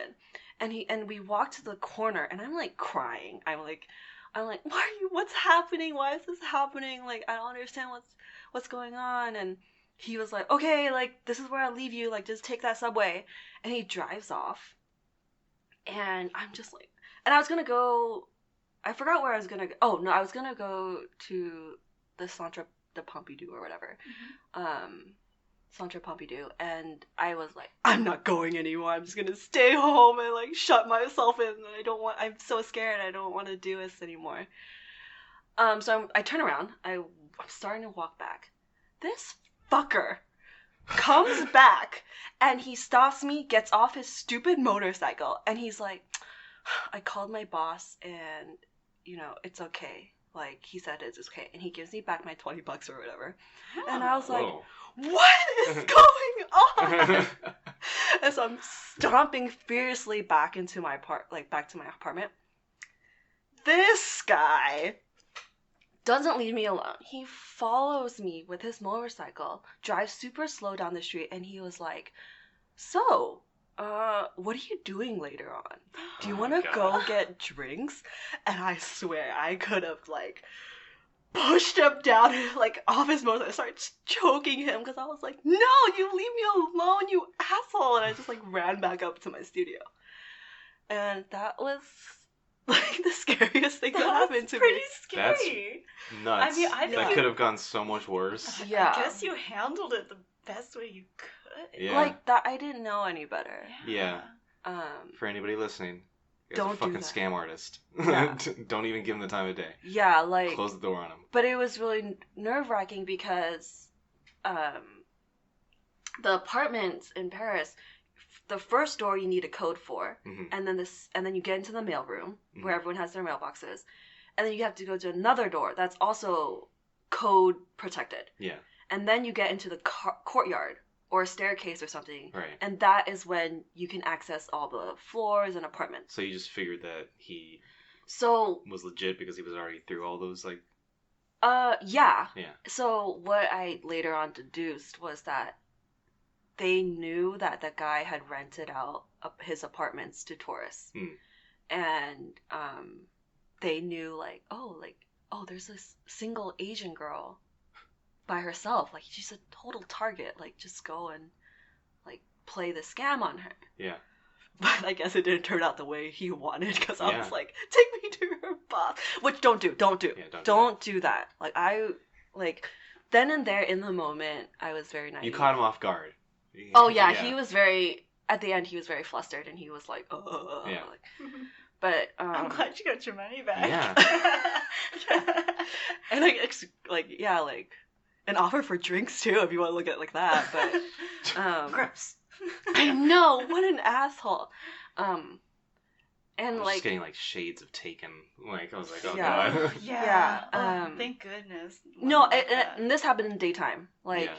and it was I should mention that, like, it was a very busy street, and we were near a cafe, and again, luck and timing that it didn't turn into something horrible. Yeah. But Just got chills. and I'm risking to sound, like, really stupid and stuff, but it was very, like, in the moment, and looking back, like, yeah, it's very dumb. But it's But true. Yeah, when you're in the moment. When you're in the moment, Yeah. just things just get kind of crazy. And he was already there at my front door, so it wasn't like I could just... But you can. Yeah, I You could can. have just shut the door and, like, Mhm. refused to But I Yeah. totally understand. Yeah. But Refuse. just know that you can just shut the Yeah. door on someone. Yeah. All right. That's the scariest story I've had, and that's one of many times I've traveled. I don't know if I want to air that. I don't have anything I as don't- scary as that, so. I hope you never have anything Yeah. as like a young girl that was intense. Yeah. There was another funny story, but I forget what it is now. Oh no, that was just another time I ran into a bear. Like that's Whoa. Although I also have a run into bear story. Oh yeah, me too, you guys. Yeah, I was thinking like, what's the other scary human interaction I had? But that was literally the only one. The other one was a bear. Could be a human bear. Well, what happened? I'm like spilling all my secrets out. What else is a podcast for? That one was in Sequoia National Park. What kind of bear? Brown bear. Oh, ooh. Yeah. What bear Not a is grizzly. best? Yeah, what bear is best? Yeah. Well, I mean, like black bears are the smaller ones, less so. aggressive ones. Yeah. That's the one I almost ran into as a kid. Oh gosh. we were just camping. It's Yeah. Short story. We were just camping. Mhm. Went to like some thing in like the campground like theater or something like that at night. Came Oh back. yeah. Came back and like parents had just like left. Mhm. What you're not supposed to do, like left like the cooler full of food Yeah. like outside. Yeah. And there was just like maybe I'm remembering things wrong, obviously, because I was a child. But it was dark still. We just got out of the car. I'm walking over to the picnic table, Mhm. and like I don't notice the bear until I'm like 5 feet away from it because it's dark. Mhm. And he could have just been like literally just sitting there like Yogi, like eating out of our like at the picnic table. Yeah. He was probably just climbed on it, Mhm. but I remember him sitting there for some reason. Yeah. And he just like looks at me, and I'm like, I just Yeah. run back, like screaming. Luckily, the bear probably didn't give a shit about me. This black bear doesn't give a shit; it just wants to eat whatever was in our cooler. Uh-huh. It got in the car. You were like, probably too screaming- much of a hassle. Screaming bear, yeah. You're screaming. I You're was being like, messy. "Ah!" Yeah, exactly. It's like that's cute. We'll just go for some hot dogs, like. Yeah, exactly. And then we just like honked and stuff until it Yeah. went away. But yeah, it's just like Yeah. like. If I wasn't paying attention, I would have been like just pushed him out of the way and got some orange juice or whatever. Or just share one. Wouldn't that Yeah. be such an awesome Aw. moment? My new Aw. bear friend. Your Josh parents is a come back, bear. like. Yeah. or- And it just eats me. um. What's your bear story? Um. If you want to tell it. I don't mind. This was, I think, after I graduated. So I had gotten a job offer to move down to LA, and like another Jasmine thing, I'd rather take the scenic route because I had time. Like, might as well see something pretty. So, in between driving down from the Bay Area to LA, I stop at Sequoia and Kings Canyon. And so this wasn't like a backpacking trip. I was staying at an Airbnb, and each day I would drive up into the park. And so this was like the 4th day, and I was sick and tired of this. I was like, it's hot. I have allergies. I'm sneezing, and like I hate this. And I was near the Morro Rock, which is a very popular trail in Sequoia. And right off of Morro Rock, there is this. Wait, question. Does Yeah. that have anything to do with Morro Bay? I think it's called Morro Rock. I could be wrong, but I don't think so. Oh, okay, because there's like a Morro Yeah, there's a Rock Morro Bay. in Morro Bay. Oh, Yeah, like there's maybe I'm remembering wrong. There's this really famous or popular trail that's easy. It's not that easy, guys. Like, don't get tricked. Like, everyone does it because, oh, it's an easy way to see the sights. And I'm like, I had trouble. Like, those stairs are steep. But I had just done that, and I was going to take this, what they call Lollipop Trail. Sounds nice. To, I think, the quote-unquote John Muir's favorite meadow. And if you know me at all, I love meadows. I think they're so beautiful. And so this Lollipop Trail plays it plays into my story. Wow. And a lollipop trail is that it starts off as like a one-way trail, but then at the end it becomes a little loop. So you can loop back and eventually you'll be on the same trail that you were Thus the before. lollipop. Exactly. I was imagining Candyland. No, I'm Me too. sorry. I was too, to be honest. Oh, that would be really nice. Yeah. But again, I was over it. I was over hiking, but I was like, I want to see this stupid meadow. I'm here. I might as well see it. So I'm like begrudgingly walking, and it's gotten to a point where like half shade, half sun, and I'm running in the sun to get to the shade faster. But of course, like when I'm running, then my allergy picks up and I'm sneezing. So like I run. Oh, I should also describe the trail a little bit. It's not bad, but it's like near a ridge. So the landscape is slanted and the trail kind of cuts into it. So if I turn to my right, I have to run uphill. And if I turn to my left, it goes downhill. It's not like a crazy scary drop, but it's definitely, there's an angle. And so I run, and I'm in the shade, and I start sneezing. And I get out my Kleenex, and I hear it scratching behind me. And I'm like, oh, it's probably just a dumb squirrel. Like, I'm so sick of this. So I'm like blowing my nose. And I'm like, well, maybe if I see a cute squirrel, it'll make me feel better. So I'm done sneezing. I turn around. I'm like looking at the ground for the squirrel. But I was like, I don't see one. Instead, I see 2 baby brown bear cubs hanging off on each side. So like they're looking at me, and I'm looking at them, and they're still, and I'm still, and I'm like, oh, so cute! Oh my god, they're so cute! They were just like motionless, and like they were the ones that were scratching the tree, obviously. Yeah. And I'm like, oh, so tiny, too tiny to be alone. Yeah. Oh no. So then I was like, oh shit. So then very quickly, like I realized to move very slowly because I don't want to spook them. And so they were behind me because I had turned behind. So I was like, where the hell is their mother? So I turned and I turned back facing the front, and their mom is in front of me. Oh my god. And like it was at an angle, so like I was in between. It's like a triangle. Yeah. And so the bear. So like the babies were behind me, and my mom was in front of me. And I was like, oh my god, that was the only time I've ever felt like this could be it. Oh. Like this could. Did you really, like, seriously have that feeling? Of, Yeah, like, because if you were I between could die. a brown bear, like, and mom and her cubs. Yeah, and these cubs were tiny, so, like, very protective and very, like, as a mom, I would be, like, Yeah. very... So what did you think about, did you just think about, like, how do I get out of this situation, or did you have, like, philosophical Or did you just thoughts? accept your death? That's what I would have done. I would just First, I lie thought... Play down. dead. You can have me. I thought, I was like, this could be it. One, I love my brother. Like, I love him. Oh, shout out Jasper. Shout out listen to to my this. brother Yeah. Jasper. I love him. 2, this would be a really cool way to go. Oh, would it? I would be devastated. Jasper got mauled by a mother bear. I mean, it's pretty badass, though. It's kind of metal. Like, to be mauled by a wild animal. Maybe if she, like, fought back. You No, can't God, fight I back don't against know. a fucking brown bear. Like, but then the third one's like, okay, but I have to try to get out of this. So I was like, what do I do? So, like, I look to my right. Again, I'm like, can't run uphill. I'm gonna die.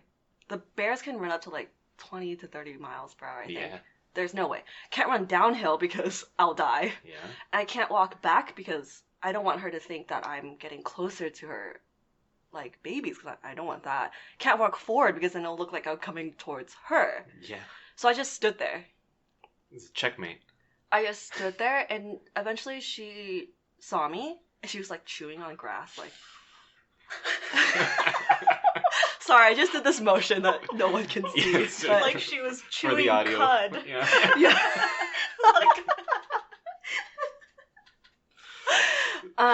This- Yeah, and well, that's what she looked like. She looked at me, and it looked like she could not care less about this skinny little thing that was like on the trail.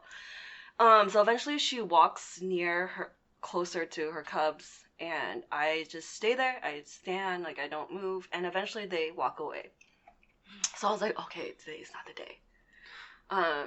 Oh, I also remember, like, wow, this is a really young age to go. Like, damn, like, I just graduated. Like, I was about to start this new chapter, and it was, this is it. Like, that's brutal. So then the lollipop trail comes back, right? Like, I'm on this lollipop trail. So I get to the lollipop part, and I'm like, wow, beautiful meadow. Like, it's so serene. I can't believe I just bumped into this. Yeah, now you feel more like you appreciate life. Like, surreal moment of, like, all this happening. But then, because it's a loop... Oh my god. I'm walking, and now they're at... So, like, the loop goes down, right? So now I'm near the river, like a little river. I guess who else is at the fucking river? And the mom is drinking from the water, and the cubs are playing nearby. And this time I'm with, like, this German couple who are, like, amazed. Like, wow. Like, da-da. And you can see across the river, very high up, is, like, a bunch of tourists taking pictures of the bear. I'm like, yeah, that's because you can, because the bear can't climb that cliff. Yeah. And they're just like, and I was like, and we have to stand there, and they're not moving. The bear's, like, climbing the tree now, and you can't tell where they are. And so I'm just, like, sneaking away, like, very quietly, like, and I get out. And I get back to my car, and everything was safe after that. The end. Wow. Scary. But I do want to say, like, I think the correct way to maybe having to deal with it is, like, I think to deal with bears is, like, to scream really loudly. Is it? Yeah, to scare them. That's, like, the only reason I think that, and do not quote me on that, is I think it was a camp counselor tried to teach his campers, like, what should you do, and then this very, I want to say, like, not your very typical camping girl was like, I'd scream! And everyone was looking at her, like, laughing at her. And the counselor was like, actually, yeah. Like, that's what you would do. Do you think it applies to, like, mother bears, though? But I don't, that's the thing, there's so many factors. Mm-hmm. And I don't know how I sound right now, because I sound like I'm just like, la la la, I'm gonna go hiking in the woods by myself, I don't know any etiquette, blah blah blah, you know, like, again, it was like one of those, like, you're put in front of this situation, and suddenly you question everything you know. So, that's my bear story. Wow. I don't go looking for this. I travel. You're a thrill seeker, No. Jasmine. I go. You don't look for trouble. Trouble finds you, is what you're trying to say. I go for the scenic route. I love to see, like, snow on the mountains and, like, very Sound of Music-esque scenery. And this stuff just happens. Like, all I wanted to do was go to the fucking museum and see some fucking art. But what do I get instead? Like, this asshole who tries to scam me and ruin, like, the rest of my vacation, like last days. Yeah. But, like, I don't go looking for trouble. I sort of, like, I'm a very cautious person. I know that I'm a girl. I know that it just so happens that, like, more often than not, it's the girls that gets into more trouble. Traveling alone, and so I'm very aware. So I don't want to make it sound like I'm just doing whatever, and I'm just lucky, like things. No, You're a very experienced traveler. But yeah, and anyone can be experienced. It's not something I was born with. Like, you learn. Yeah. It might seem that I'm very independent and very strong-willed, and, like, I am. Like, you are. I told you Jasmine could be scary. Yeah. What? I haven't shown you. She did say. Oh, you haven't shown me your scary side. Was that what you were gonna say? Yeah, I haven't been scary. I don't think She hasn't yet. Yet. Mimi. But, like, you know, that's obviously, that's not who I am all the time, and I think that's a very important thing to know about everyone you meet. Because it's very easy to get caught up in like, especially with art, you know, like, oh, they're younger than me, their work is better than me, like, but it's like they probably have some moments of like a lot of stress and a lot of like self-doubt just like you, and you're not alone in this. So I think we were talking about, like, to touch back on like being able to having the confidence to make what you want, and know that you're being respected for your opinion and stuff like that. I was saying, like, that last year in school, it's so stressful and the work is hard, but I think mainly because of the psychological and mental state of everyone's mind. I felt like everyone was like high strung and working really long hours and trying to make this portfolio work. And we were talking about a little bit during break about how do we know, like, or not how do we know what we're making is what these studios are looking for. Just like having the confidence in your own art. Because, you know, I remember like, oh my god, this isn't right, like, this is not what I want, like, this is not what they want. You like, kind of like get pulled in so many different directions when you're a student, like, especially at San Jose, just the way that they ran their classes. And I'm not saying anything about that, like, but it's just, you have all these questions, like, am I gonna get a job? Do these characters look right? Like, they don't look right, and I'm never gonna do it, I'm not gonna make it. And a lot of the times alumni will come back and tell us, just do what you want, like, just do it, like, fuck what the teachers say, fuck what, like, just do it. And, like, I want to add on to that, because sometimes I got confused. Like, do what I want, disobey, like. But I think my take on it is, I think what people gravitate towards too, and that this is no matter what project, what style, what it is, whether it's characters or environments, props or whatever. I think it's if they can see that there's a spark in your work. And what I mean by spark is that you have to believe in what you're making, because people can see it. Or feel it, not see it. I don't want to get confused. Like, people can feel it in your work, and it's the evidence is like, you can't stop creating it. Like, for me, that in school, I remember it's world building. Like, once I figured out what this world I wanted to create was, and the story I wanted to tell, and the environments and stuff like that, I was like trying to create as many things as possible. And this is, of course, just my own journey. Like, everyone else is different. But, like, I was just really into it. And I think people can see that. And I feel like it transcends any project. And I think, like, a lot of students, and I don't want to generalize this. Like, this is me when I was a kid too, right? They get so confused. And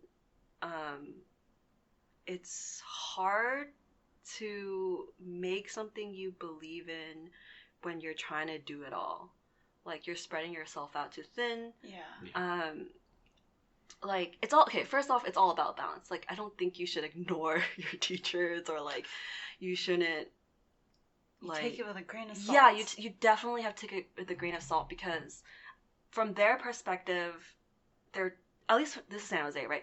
They're trying to make sure that you can get a variety of jobs. Like, you're not just pinholing yourself into one industry, like, for one specific thing. Because the reality is that, like, a lot of times you won't hit that one job where it's like perfect and everything. So they're coming from that perspective. And I think for students, it's like, like, I have to be the best, I have to make everything, and just believe in what you're making. Trust that your opinion is worthy and you have something to say. You're young, but it doesn't mean that your opinion isn't valid. Yeah, and like if you're waiting for that moment where like you feel like your opinion is valid, like it's not gonna come. Yeah, like, you're not gonna gonna get it. It's like, and I think that transitions very well into the workplace. Like, I can tell when my art director feels that I'm not into my work. And a lot of it is a two-way street, right? Like, you have to put in the effort for them to give you direction. If you don't do it, they're like, they don't know what to do. Yeah. And that doesn't reflect very well on you, it's you like know? a help me help you Yeah. kind of thing. It's true. That's been my experience. And like, and I think the whole just do what you want is also like, in school is the last time you get to do everything that you want. That's very true. Like youth school. To an extent, Mhm. because you're allowed to do personal work outside of work. But yes, professionally, Yeah. Yeah, Yes. I mean, yeah, youth school is a time to like experiment. Like, Yeah. you have a I wish safety net because you're a student. Yeah, I wish I did Yeah. a lot more experimentation when I was in school. Me Same. too. I was just really worried about, gotta get a job, gotta like, that stress is and it's very compounds real, onto and everything. it's very valid. It's a very valid thing to feel, but in the workplace it kind of changes because, you know, what if you don't like the assignment that you like or you're working on? What if you don't feel anything? But I think if you're able to challenge that, like it works in the workplace. Mhm. It works in the workplace. I hate that. Working in the workplace. And yeah, just, I don't know. I just remember feeling really unsure as a student. Mhm. And if I want to say anything, I want to say like, your opinion is valid, and you have stories to tell, even though you're young. Mhm. Yeah. Oh, one of the best advice I've ever gotten was like, it was just like, I got randomly walking down a hallway at work, and I was talking to my art director, and we're just looking at different pieces that he had done that were hanging in the hallway or whatever. And I was like, oh, like, I forgot what I asked him, but what he told me was, as a visual development artist, he never waits for them to give him a direction. He just does what he wants, what he thinks they want, like kind of like his take on it. And they will always give you a direction. It's like you draw out the map and they will tell you which direction to go. Because if you don't draw out anything, they don't know what they want until they see it, you know? Mm-hmm. And so it's like, if you draw out what you think, like what's your take on it, and that way they can choose A or B or C. It's like, and they will tell you which direction to go. So it's like, don't wait for someone to tell you what to do. Like, make your own map and they will tell you. Mhm. Whoever they are. Ooh. Spooky. But yeah, I just want to put that out there. Cool. Words of wisdom. I know. I feel Words like to live by. there's like gears turning in my head Yeah, or something. I want to go and draw now. I know. Yeah, so I guess to sum it up, travel. Yeah. But don't be stupid. Yeah. Be very aware. Take the scenic and route. carry Take bear the mace with you. Yeah. And hell, bring it to work too, just in case. Yeah. Bad review, bad critique. Don't actually do that. Yeah. If you want to travel. Don't travel alone if you really don't feel like it. Yeah. Don't put yourself in danger. Travel with friends. Yeah. If it makes you feel more comfortable. But yeah. And traveling's also, good. traveling with people, you can share the experience with someone. You can look back on it, and it's like, yeah, I think traveling's cool. Mhm. If I want to plug anything. But also, if you're not into it, then, man, just do you. Like, whatever. Yeah. Yeah. Do what you want in art Yeah. and life. Mhm. Yeah, it's all about a balance. Don't put too many eggs in one basket. Excuse me. I like how the premise of our podcast was, we're not going to teach you anything. Oh yeah. I don't mean to. I'm Well, sorry. no. Yeah. To be fair, we said we wouldn't. That's true. We didn't say Jasmine wouldn't. Yeah. she can't stop teaching, and Yeah. Josh can't stop making bad jokes. Yeah, exactly. That's I'm life. Yeah. Oh, we kind of mentioned like, how have we changed? Oh yeah. How have we changed Yeah. since college? I'm the same idiot. Just know a few more tricks in Photoshop. Man, this is very self-reflective. Just for the younger kids. For the younger kids, despite what my humor might indicate, I do have a lot more self-confidence than what I used to. Although I always will question myself, because that's, as an artist, I'll never stop questioning myself. But I guess in opposition to that, I'm afraid that I'm like in a place where I am less hungry than what I used to be, and maybe that's because I've just been working longer. And when you start out, you are hungrier. You're like, you want to get in that, and then you are in the industry and work becomes rote, right? So yeah, I'm confident but less hungry, and I feel like I should be hungrier. All right.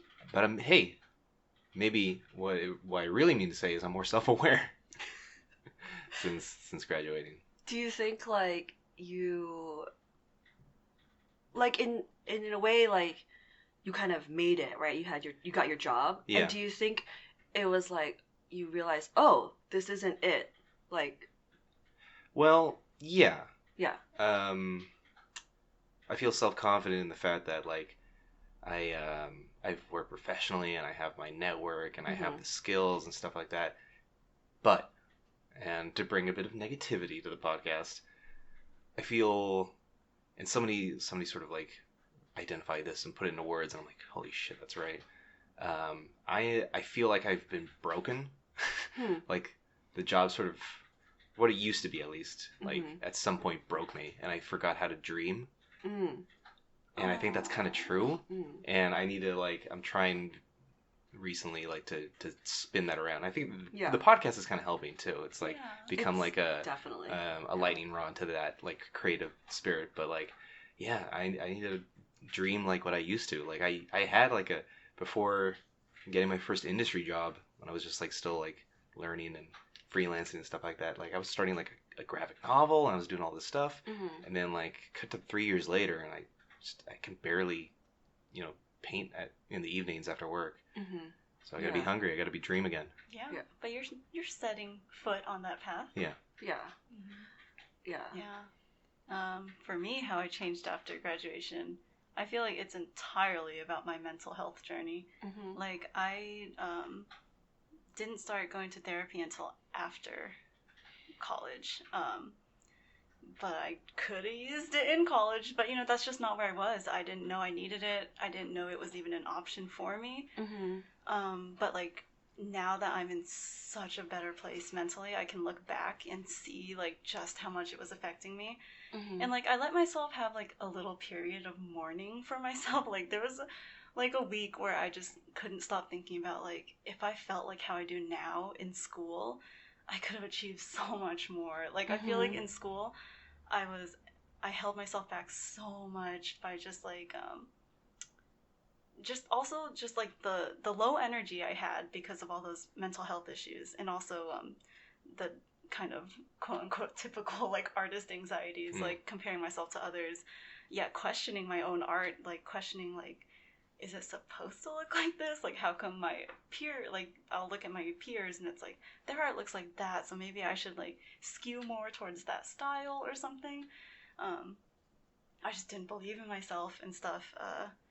But then like how I feel now, like I feel I have just more energy, and I have like that confidence in myself. And I actually feel like I need to figure out like my visual art journey like all over again, because I just feel like I just didn't give it like I don't know if I like fulfilled my potential like in school. And I feel like I need to figure out what my potential is now, like now that I just feel better and I can like give it a try. Yeah. For sure. Yeah. Yeah.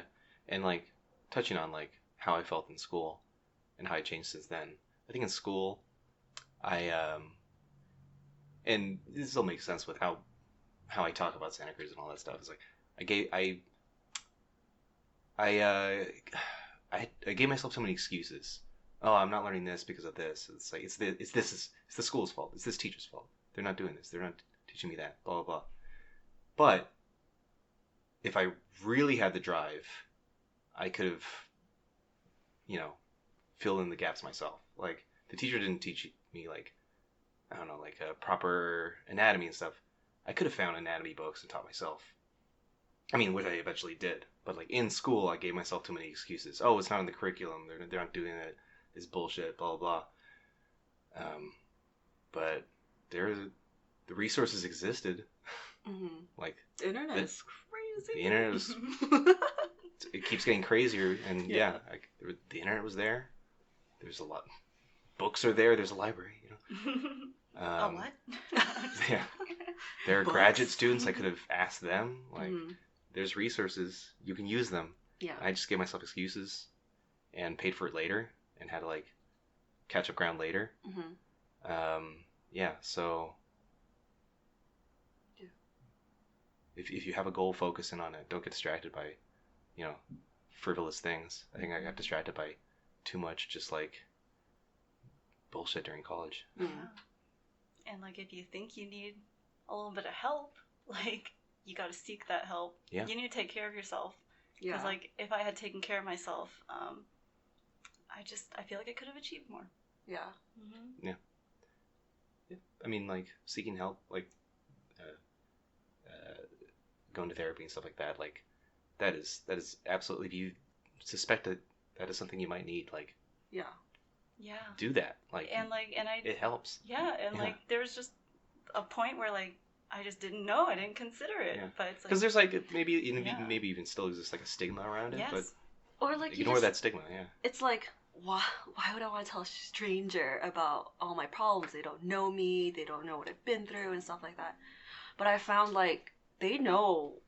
I mean, they know what questions to ask to make you dig deeper. Yeah, they're professionals. Yeah, and I'm lucky enough to have a really good group of friends that I trust and I can talk to and stuff like that. But no matter what, your friends are still gonna have opinions and they're gonna try.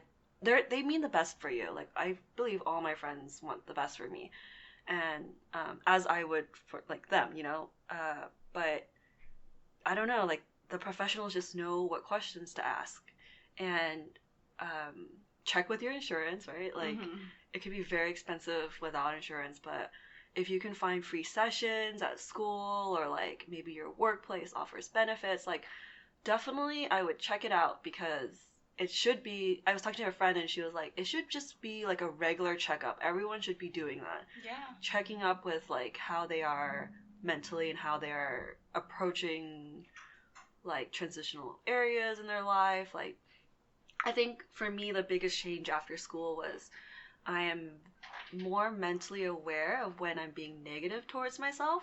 Like the whole anxiety of being as an artist, does that make sense? Of an artist, like questioning like, am I good enough? Like, oh no, like this is not working out, like I suck, like oh this is so ugly and the colors are off, the values don't, like, I should know that, I should know this. But, like, now, like, in school, that was just on all the time. And in school, like, I wish I exercised more. I was always like, if I spend 1 hour exercising, that'll be 1 hour away from my portfolio or my work, and that's not good. I could do so much. But I think if I were to get out, to take a walk, talk to a friend, I would have just accomplished so much more. Like, it would feel better. Yeah. It doesn't do to be bashing your head against a wall when, like, if you just take a walk, you realize, oh, there was a door there. Yeah. And, and then also, like, now I'm more mentally aware of, like, when that negative voice is coming back, and I know that it's a voice and it's not necessarily me. It's this voice, and Mhm. I can allow it to speak, and I'm like, okay, you can have your turn, like go on, and then okay, that's it, and then you get back to work. Like it's gonna if you're an artist, it's going to be there. It's always going to be there, because again, like there's no stopping. I don't think, and I think that's the fate we've accepted. And also you can also see it in a positive way, like listen to that negative voice, because it's there for a reason. It's there because you have standards for yourself, and like you want to get better, so that's why that negative voice is there. But like turn it into something positive. Don't let it be just that negative voice. Yeah, and if it's really persisting, I would take a break. Like really just go do some yoga. Breaks are important. Yeah, wrist breaks, stretch breaks. Yes. So important. And your eyeballs. Yeah, yes. Those precious eyeballs. Yeah, like I think mentally I'm a lot more aware of mental illness and just how I talk to myself. Like and how like I guess mainly just really aware and trying to not suppress it and not like trying to quiet it, like trying to like box it in and like allowing it to come out, at least to think it and allow it to happen, and then kind of just okay, that's it, and then I'm gonna go back to my thing. And I've actually like not painted in a while. Like I used to do all these gouache paintings and oil paintings and acrylic paintings in school, but like I think after that I've always loved screen printing, but I haven't found a studio down there yet. But like I've gone into like different art forms, like ceramics. Ceramics has been a big one. Just like things I can make with my hands, and like you need a break. And I think sometimes that goes back into not putting all your eggs in one basket and not beating yourself up for not doing personal work after work, especially if you have an art job. Like that's a lot of art, and there's life after art. Like you need something to fuel you, and it can't just be art. Like there's something that stuck with me in figure drawing class or whatever, and he was like, you can draw with your eyes. And I was like, what the fuck are you talking about? But it's like you can study the curve of like someone's hair or like the shape of their eyes, and you study and think about things like that. And I find that I can't turn it off. Like I'm always like, oh, that curve isn't like, oh, it's like this and it's like that, and that's kind of like my segue. Like, oh, I'm studying, like, you know. But I'm not staring. I'm studying. Yeah. That's what I keep telling. Oh, it's a little easier for girls. Yeah, exactly. I don't understand why I keep getting HR called on me. But yeah, like you've ruined me. Now I'm gonna keep doing this. No, don't do it. Stop. But Draw yeah, your eyes. also there's also anxiety for not creating art. Yeah. And I wanna, especially when like it's competitive sort of nature, or like comparing yourself to other people. When I have like coworkers or friends who are doing cool personal stuff, or talking about how they go home and they create art, and you're like, now you're comparing yourself to them. You're like, oh, why am I not doing that? Oh yeah. I gotta keep up with them. Yeah. I think we know some people. Yeah. We feel that. Yeah. I mean, like Instagram, right? Oh, right. I was gonna say that's where it comes from. I used to not check Instagram. I used to, get like this pit in my stomach, and it's like I can't check Instagram right now because I can't see what people are posting because I'm not posting stuff. I don't do that. I just keep checking and keep making that feel worse for me. Just like, I think on your personal time, just do what you want to do. That seems fun to you. Yeah. Sure. Don't burn yourself out. Yeah, it's not worth it. Yeah. I think that's it. Yeah. I don't Take care of yourself, everybody. I don't have anything else to preach. That's probably not true, but yeah, it's okay. We can wrap it. But the for now, bear story is not the worst story I have, so I'll keep that for the next episode. Yeah, I mean, if you'll, I think we'll have Jasmine on again in the future, so correct. We'll have more stories. Yes. Yeah. Thank you so much for joining us, Jasmine. Thank you for having me. And thank you for listening to Cadmium Dread. please come back.